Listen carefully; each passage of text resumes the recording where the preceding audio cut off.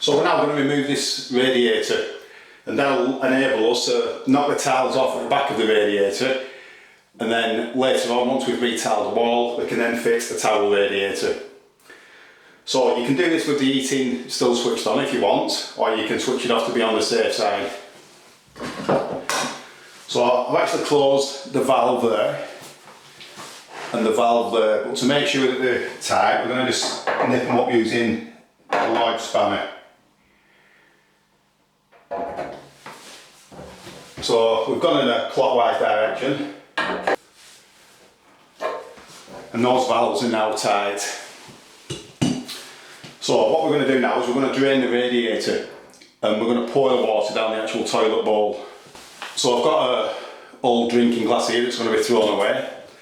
So I'm going to crack this union open here, and I'm going to drain the water out into this, and then I'm going to tip that down the toilet. So I'll just crack that open now.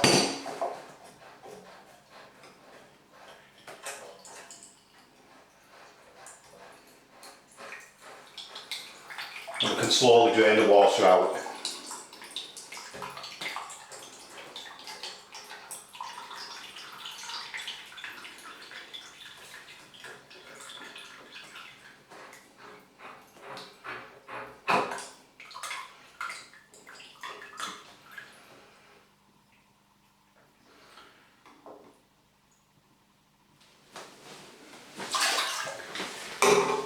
And then the water will stop like that because it's created a vacuum inside of the actual radiator. So now you need to go to the valve at the top and just crack that open.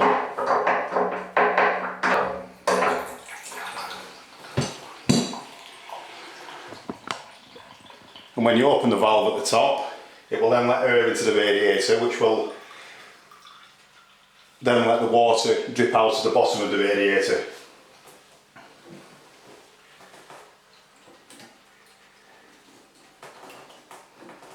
So you can just stop it with your finger whilst you empty your container.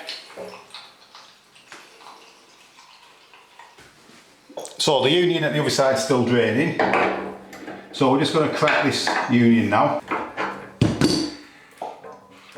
And then we can quickly take the radiator off and empty the contents of it down the toilet.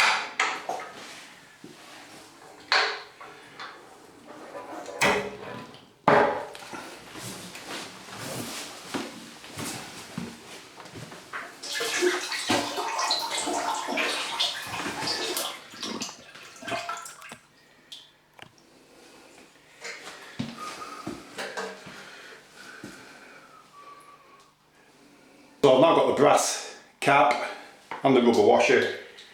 We're going to place that in there, and then we're just going to cap off the valve just in case it decides to start passing.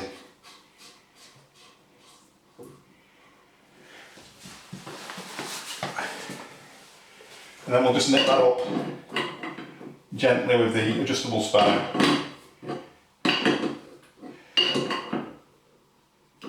And we'll also just nip this one up.